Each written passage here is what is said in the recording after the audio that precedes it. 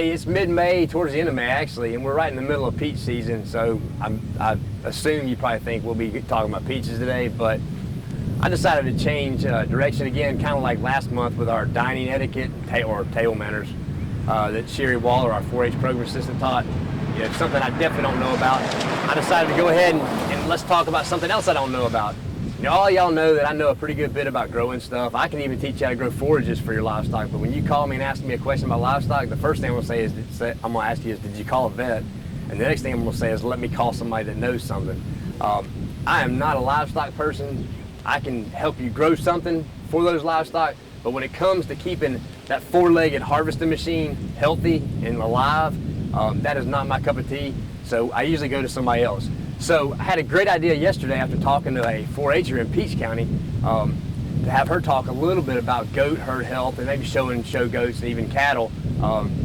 So we're going over here today. We're here actually at T. Willoway Farms in Peach County. We're going to talk to Abigail Turner, who is a Peach County 4-H'er. She's actually going to state Congress to do her project in veterinary science, focusing on herd health for goats.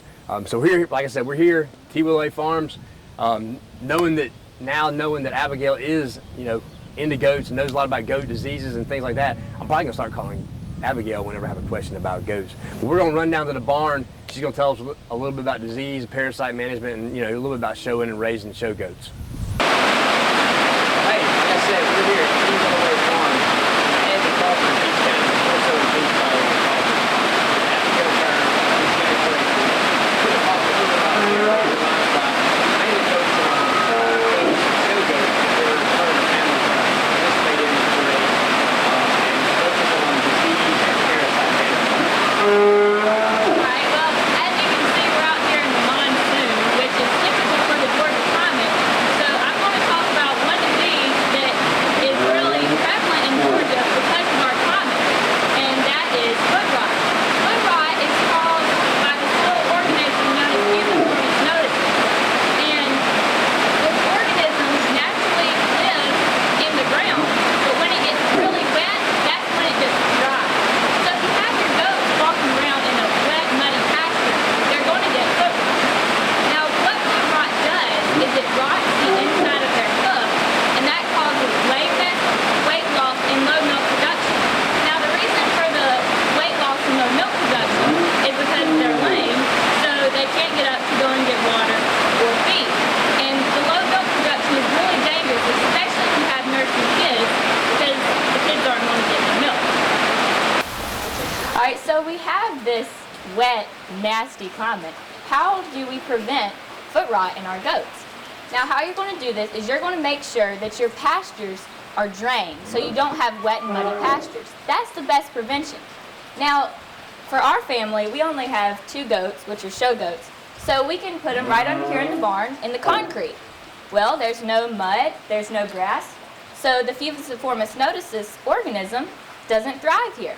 So that's the best prevention for foot rot, is having them on an area that is well drained. Now, if your goats do develop foot rot, the best treatment for foot rot is by first trimming their hooves, and then you're going to put on a foot bath solution of 10% formaldehyde or 20% copper sulfate. What this does is this is going to clean and kill the organism that is inside their hoof. After you've done this, you're going to want to give your goats a shot of LA200 to help speed up the healing process for foot rot. And that's all. The next disease I'm going to talk about is scrapie. Scrapie is like a fatal nightmare. This disease can be caused by either a virus, an infectious protein known as prion, or genetics. Scrapie causes intense itching.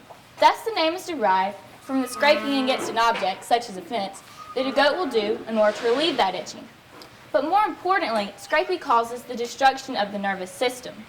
At first, a goat with scrapie will be restless, dehydrated, and walk unsteadily. In the end, the goat becomes paralyzed and dies. Goats with scrapie should be quarantined and put down. To quarantine and put down goats with scrapie will lead to the eradication of the disease. Currently, there is an eradication program in the United States that demands all exhibited goats be scrapie-free and so tagged with a scrapie ear tag. This ear tag, as you can see on the goats, they have a little black ear tag. This ear tag will link the goat back to its original herd for identification in case scrapie is ever detected in that herd. Hopefully, the eradication program will completely rid scrapie in all American goat herds. The good thing is, though, that scrapie has almost been completely eradicated in the United States. There's only been about 20 cases since 1990. In other countries where sheep and goats are a big export, such as Australia and New Zealand, scrapie has already been completely eradicated. All right, so now I'm in here with my little sisters, Annabelle and Adeline, and this year Annabelle is showing a goat for the second time. Now Annabelle's goat is what we call a doe, which is a female goat. Now Annabelle, tell us what your goat's name is. Ginger Cookie. And why'd you name her Ginger Cookie? Because I really don't know why. Now these goats are actually, these are percentage boars, which means they're not full blood boars, they're only percentage. Annabelle, can you tell us your favorite thing about showing goats? You don't know? Well, come up with something. I love goats. She loves goats? Okay. Now this goat here, this one is not a doe. This is what we call a wether. A wether is a castrated male, and whenever you show goats and you show a male, you always show a wether in your market shows. In your breeding shows, however, you can show bucks. Now, Annabelle, can you tell us some things that you have to do every day to take care of your goats? Feed it, make sure it's clean water, walk it, set it up, a lot of things. A lot of things. Is goat showing for the faint of heart? No.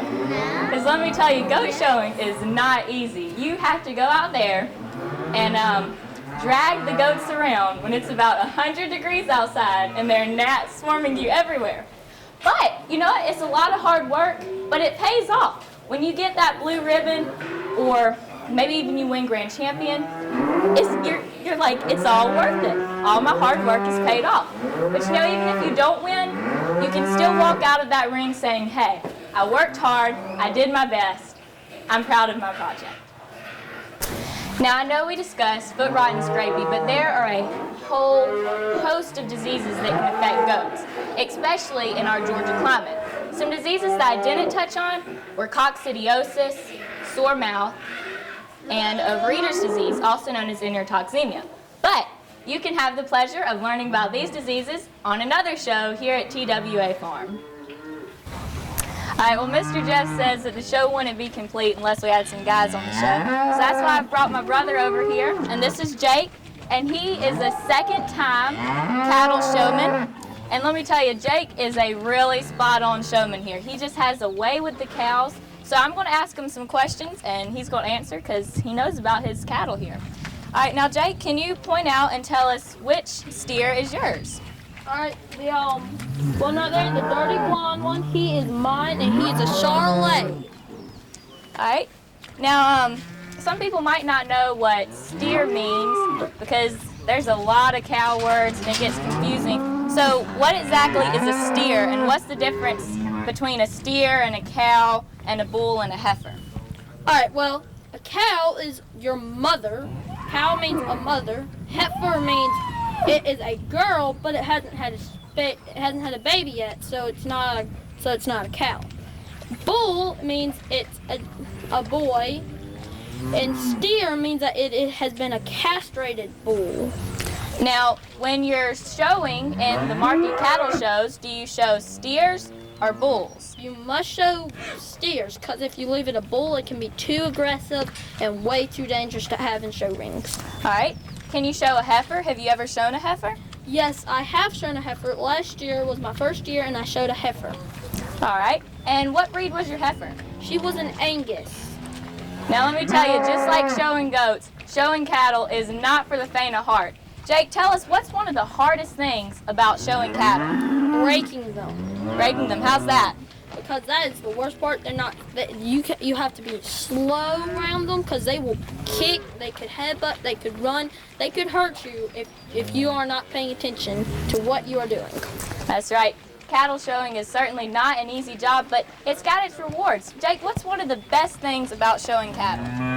Well, I think the best thing is that feeling when you're at the show with the other people that's showing with you, and you're all just kind of standing there, ain't gotta go to a show yet, y'all just there with your cows, hanging out. So it's kind of the community and the friendship. Well, if you ever come to the Georgia National Fair, which hopefully you do, it's one of the biggest events in Middle Georgia, you can get the pleasure of seeing my brother show at the Georgia National Fair this year.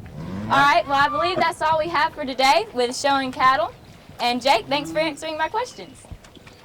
All right, now I'm here with my grandfather, Mr. Henry Terhune. And if you're from the Fort Valley area, you probably recognize Mr. Henry.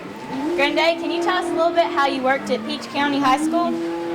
I came to Peach County in 1970 as an ag teacher, and I retired from it 31 years in 2000.